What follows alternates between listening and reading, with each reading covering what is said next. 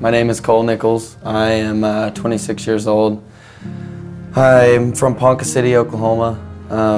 I grew up in a good home, but through my childhood, I was always a troublemaker. I was in and out of trouble, all growing up and into school. When I was about in 6th grade, I started experimenting with drugs and alcohol, smoking weed with some of my friends and drinking.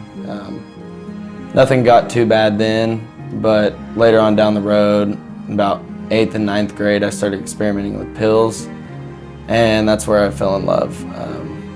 I loved the way they made me feel, the escape I got from it, just everything about it.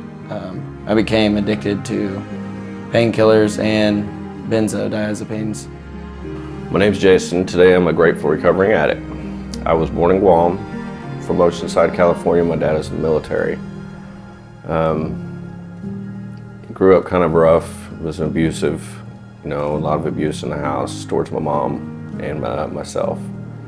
Both my mom and my dad were drug addicts. There were some good times, there were some bad times, mostly bad. My dad died when I was in my 20s, I guess. My mom, has been by herself since she was since I was in my 20s. I was in a meth addiction, marijuana addiction. I've done it all. I've been arrested several times. My name is Shanae Hernandez. I am going to tell a little bit about my story before going into TRC. As a child, I lived at home with my biological mom, who was an alcoholic. I left home and went to live with an aunt I'm from New Haven, Connecticut, and at the age of 12, decided that I was going to go to live with an aunt who lived at that time in Michigan. I'd never gone there, but I just knew I wanted different.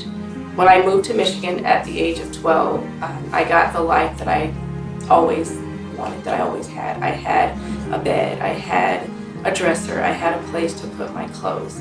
And life was good. So my sophomore year of high school, I took some Xanax bars and I ended up drinking with some of my buddies up in Kansas. And I guess I had passed out and they put me in the bed of the truck. So on my way home, I was still back there. I guess I had came to, stood up, and I ended up falling out of the back of the truck going like 75 miles an hour down the highway. So that was the first of the traumatic events that would take place for the next 10 years. That happened. I was blessed. God had other plans for me, so I didn't die during that, which it's a miracle. You would think somebody would stop after that, but the next day was the 4th of July, and I wanted to go to the lake, drink with my friends, so that evening I was back out there doing the same thing that led me to where I was before.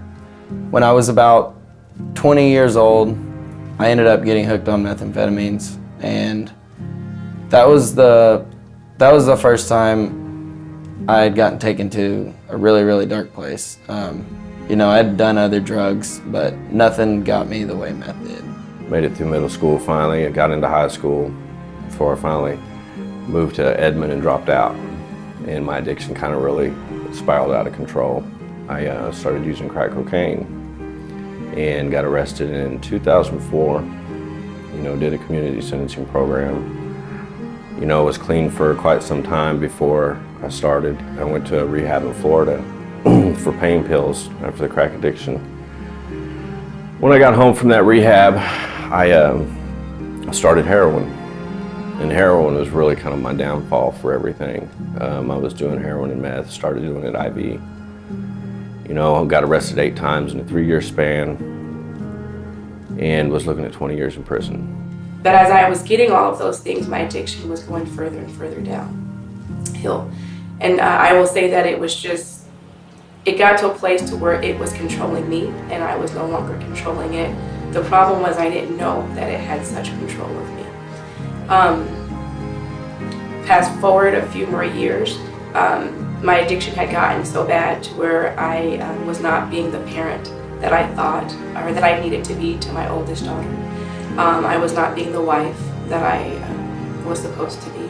My cars were still ending up at an autopilot to the liquor stores. It was like I had it planned which one I was going to go to so that they wouldn't think I was drunk. I remember getting on the phone with we were in the car. We were driving down the Northwest Expressway, and I said to my mom, I need help.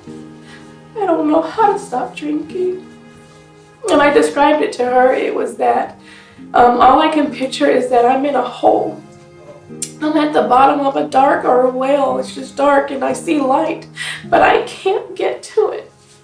And I wanted to change that. And she said, well, we'll start calling